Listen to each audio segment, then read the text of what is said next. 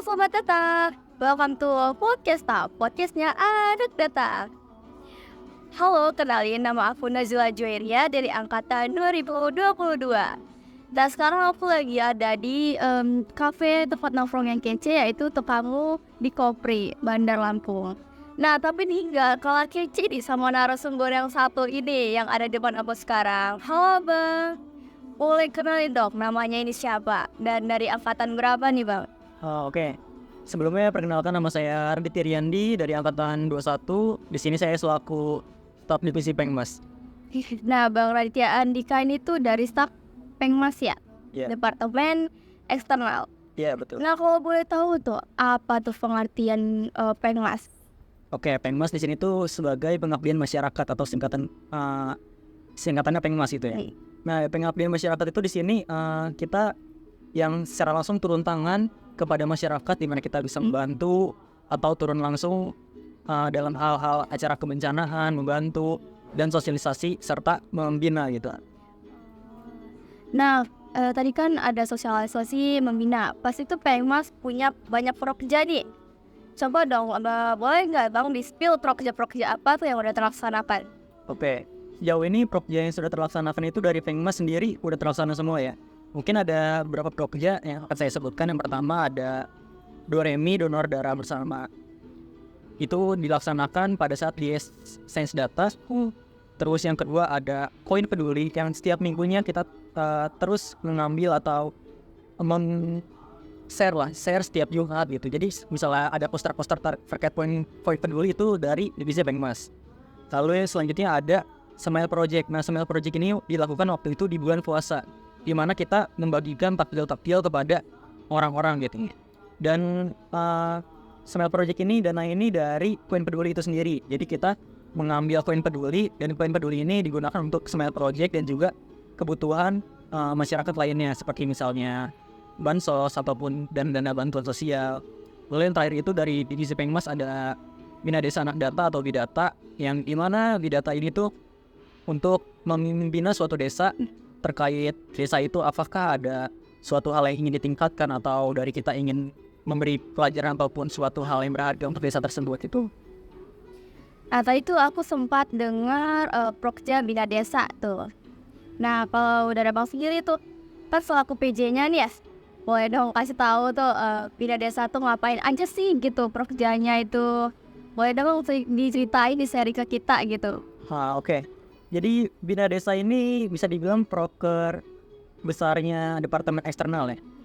Jadi di sini kita pertama membina, dan dari tahun ini tuh Bina Desa kita mencari anak-anak, targetnya anak-anak. Jadi kita ngebina suatu anak-anak, di mana kita mengenalkan apa itu sains data secara generalisasi. Anak-anak itu bisa menerima sains datanya, terus bagaimana kita mengenalkan pola lingkungan yang sehat kepada anak-anak, di mana kita bisa bermain dan mengisi waktu luang mereka. Jadi Bina Desa ini juga dilaksanakan selama 3 minggu di setiap hari minggunya, di mana setiap minggunya itu berbeda-beda intinya tujuannya. Seperti minggu pertama kita melakukan pendekatan, jadi hanya sebatas bermain dan melakukan pengenalan. Lalu di minggu kedua kita sudah mulai masuk ke materi, di mana ada pengenalan dan pendekatan juga, lalu materi. Materinya ini yang untuk minggu kedua ini terkait sains data itu sendiri, di mana kita kayak mewarnai, lalu membuat diagram. Lalu yang terakhir itu di hari ketiga kita masih ada materi dan permainan juga. Di materi ketiga itu tentang isu lingkungan. Jadi kita mempresentasikan sebuah video tentang apa itu lingkungan yang baik, apa itu sampah. Jadi biar mereka lebih mengerti. Mungkin kalau untuk desanya sendiri itu kita tahun ini mengambil di Desa Banjar Agung, di dekat Kota Baru. Dan di sana juga alhamdulillah untuk orang-orang desanya welcome dan juga sangat membantu kita memfasilitasi apa saja yang kita butuhkan. Nah, kalau beta tuh kan tadi tuh ada banyak anak-anak ya. Nah, itu tuh ada anak dari SD aja khusus atau sampai SMA gitu. Kalau beta gimana tuh? Oke, jadi di sini karena target kita itu hanya sudah membuat target lah, anak-anak dari rentang kelas 1 sampai kelas 4. Dan alhamdulillahnya di sana terdapat anak-anak tersebut gitu, sebagai apa yang ingin kita raih. Dan di sana hanya ada satu sekolah juga dan satu sekolah itu mencakup dari desa itu sendiri, sehingga semua orang-orang yang berada di desa itu pasti sekolah di sana, sehingga kita mensosialisasikan juga lebih mudah gitu, karena dari sekolah ke balai desa juga hanya sebatas bisa jalan kaki lah, karena masih sebelahan. Jadi di sana mungkin kemarin full anak-anak dari SD Banjaragung dari kelas 1 sampai kelas 4. Berarti full anak SD. Iya, gitu. Bagus sih, banyak manfaatnya ya. Nah, tapi tuh sebelum kita bahas manfaat dulu nih, Abang Mas sebagai PJ nih ya, PJ di Bina Desa ini, pasti tuh banyak banget tuh tantangannya selama ngejalanin Prokja ini tuh. Kalau saya kasih tahu dong Bang, di spill dikit-dikit nih ke teman-teman tantangannya apa aja yang selama ini Abang rasain gitu. Oke. Sebenarnya di sini kan saya selaku PJ, awalnya itu PJ itu ada 4 orang. Mungkin ada saya, Yogi, terus ada Kak Siva, dan Kak Adeo. Nah, dari keempat orang ini saya ditunjuk untuk mengambil amanah sebagai ketua pelaksananya. Dan alhamdulillah saya bisa menerima itu dan bisa menjalankannya. Namun banyak hal-hal yang tidak terduga gitu. Terutama pada saat saya membuat konsep dan mencari desa.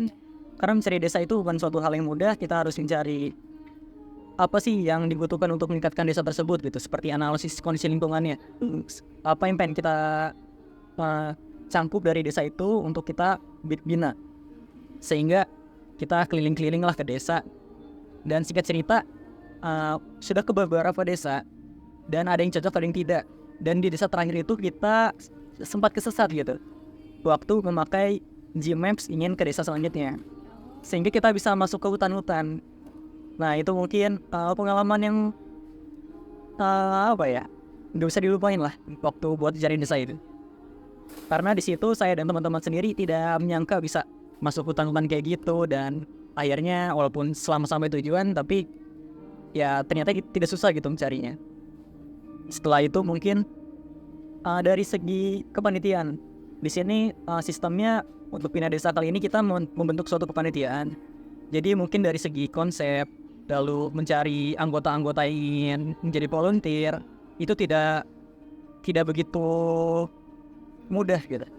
Karena kita harus mendedikasikan diri mereka itu ingin ikut andil atau tidak, ingin secara sepenuh hati atau tidak gitu.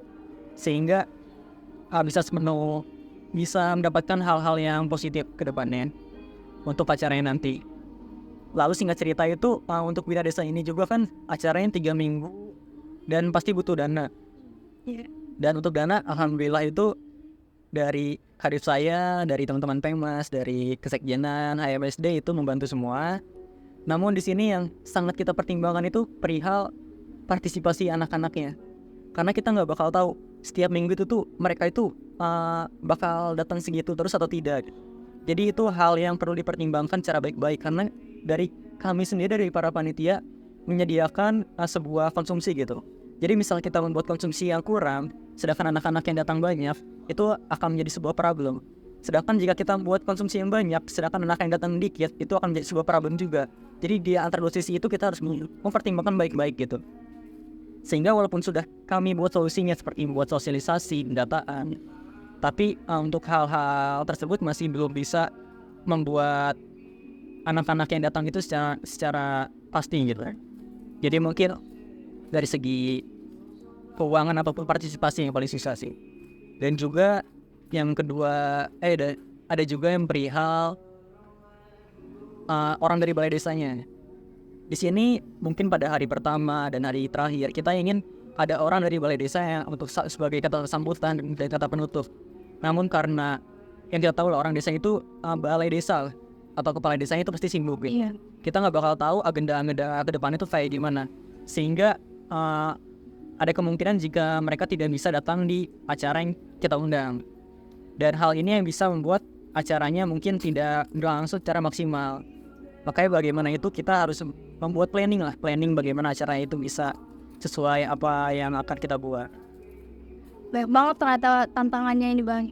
Berarti gak begitu mudah di kita-kita yang lihat, Bina Desa nih keren banget nih Prokjanya Pengmas gitu.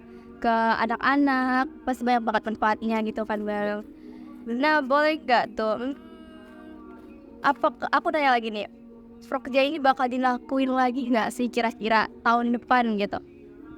Oke, kalau Prokja ini bakal dilakuin tahun depan, sepertinya itu tergantung keputusan dari kepala departemen selanjutnya, terus kepala divisinya, dan mungkin dari kesekjenan himpunannya.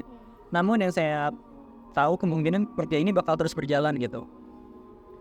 Oke, mungkin singkat cerita, sebelumnya Bina Desa ini juga ada permintaan gitu dari dosen, bahwa dari dosen ingin dari anak-anak CS Data ini mencari desa yang bisa dibina dan bisa dijadikan mitra, agar jika memang dari prodi ingin melakukan suatu pekerjaan ataupun suatu program, itu bisa dengan mudah ke desa tersebut gitu. Makanya mungkin dari salah satu dosen meminta mencarikan desa yang pasti dan bisa berkelanjutan untuk kita bina per tahunnya. Nah, sebelum ke penghujung pertanyaan ini Bang, pertanyaan terakhir, boleh dong kasih kesan dan pesannya ini Bang buat Prokja selanjutnya atau buat Pengmas ke depannya nih, pesannya apa ya? Oke, mungkin buat Pengmas dan Prokja ke depannya ya. Kalau untuk Pengmas sendiri, untuk tahun ini saya sangat senang sih jadi staf Pengmas, karena di sana ada adik saya yaitu Kak Bintang sendiri yang selalu bantu gitu. Kak Bintang. Mungkin kalau Kak Bintang nonton ini, saya selaku staffnya juga merasa bangga banget. Karena di satu sisi jika saya merasa pusing ataupun ada kendala, pasti dari Kak Bintang itu nggak pernah hilang gitu, nggak pernah hilang kontak. Dia pasti bakal nyari saya, bagaimana caranya mencarikan solusi untuk saya gitu, carikan solusi untuk Prokjanya. Oke, dengan itu saya merasa bangga di bawah naungan Kak Bintang sebagai adik saya. Terus kalau untuk prokernya mungkin sejauh ini aman semua gitu, karena yang saya lihat itu bermanfaat semua. Jadi entah itu dari yang Doremi, terus Koin Peduli, Smile Project, lalu Bina Desa.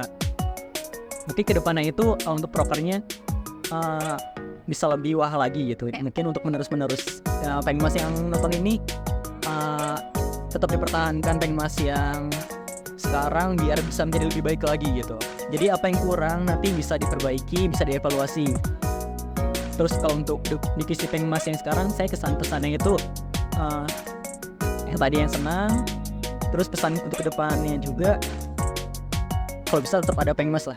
Wajib di himpunan itu ada Pengmas, biar kita bisa turun pada masyarakat juga, tidak dalam lingkup mahasiswa saja. Banyak banget nih teman-teman manfaatnya, terutama Pengmas itu pengabdi masyarakat banget ya.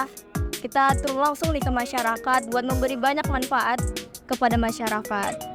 Keren banget Kak Red. Oke, sekian aja mungkin kali Bang. Terima kasih udah mau diundang nih. Aku ucapkan terima kasih banyak buat Bang Radit udah nyempatin waktunya. Mungkin kedepannya aku bakal undang lagi Pengmas ya. Mungkin kita bahas Prokja yang baru lagi deh ya. Kita bahas Prokja yang baru dan Prokja yang lain. Oke, sekian aja Bang. Terima kasih. Oke. Terima kasih teman-teman.